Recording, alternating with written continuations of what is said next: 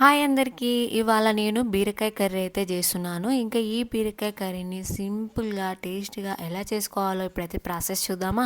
ముందుగా స్టవ్ మీద కడాయి పెట్టేసి, అందులో ఆయిల్ వేసి, ఆ తర్వాత సన్నగా కట్ చేసి పెట్టుకున్న ఉల్లిగడ్డ వేసుకొని, ఉల్లిగడ్డ వేగిన తర్వాత అల్లం వెల్లుల్లి పేస్ట్, పసుపు వేసి బాగా కలుపుకొని, ఆ తర్వాత సన్నగా కట్ చేసి పెట్టుకున్న బీరకాయ ముక్కలు వేసుకోవాలి. ఆ తర్వాత మూత పెట్టేసి స్టవ్ సిమ్‌లో పెట్టి ఒక 10 మినిట్స్ అయితే ఉడకనివ్వాలి. అంతలోపు మనం ఒక 2, 3 టమాటాలు సన్నగా కట్ చేసుకొని, మళ్ళీ అందులో వేసుకొని కలుపుకొని మూత పెట్టేసేయాలి. తర్వాత ఇప్పుడు బీరకాయలోకి మనం పచ్చిమిర్చి వేసుకుంటే చాలా టేస్టీగా ఉంటుంది. ఇంకా అందుకోసం నేనైతే మన కారానికి సరిపడా పచ్చిమిర్చి తీసుకొని బాగా పేస్ట్ చేసుకోవాలి. ఈ పేస్ట్ అంతా ఉడుకుతున్న బీరకాయలో వేసి బాగా కలుపుకొని మళ్ళీ మూత పెట్టేసి స్టవ్ సిమ్లో ఉంచి ఉడకనివ్వాలి. మనం సాల్ట్ వేసుకోలే కదా, మన టేస్ట్కి తగ్గ సాల్ట్ అయితే వేసుకోవాలి. ఆ తర్వాత మనము కాచి చల్లార్చిన పాలు వేసుకోవాలి. ఈ పాలు వేయడం వల్ల చాలా టేస్టీగా ఉంటుంది. పాలు వేసిన తర్వాత మనం మూత పెట్టకుండా ఇలా కలుపుతూ ఉండాలి ఒక 5 మినిట్స్ అలా. ఆ తర్వాత అందులో కొద్దిగా గరం మసాలా, కొద్దిగా ధనియాల పొడి వేసి కలుపుకోవాలి. ఇలా 2 మినిట్స్ తర్వాత సన్నగా కట్ చేసి పెట్టుకున్న కొత్తిమీర వేసుకోవాలి. అంతే, ఎంతో టేస్టీ అయిన బీరకాయ కర్రీ అయితే రెడీ అయిపోతుంది.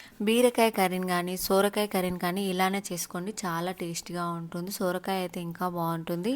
టేస్ట్ అయితే చాలా బాగా కుదిరింది. ఇంకా ఈ వీడియో ఎలా అనిపించిందో చిన్న కామెంట్ చేయండి, లైక్ చేయండి, షేర్ చేయండి. మన ఛానల్ సబ్స్క్రైబ్ చేసుకోకుండా చూస్తున్నారు, ప్లీజ్ సబ్స్క్రైబ్ చేసుకొని సపోర్ట్ చేయండి. ఉంటాను, బాయ్.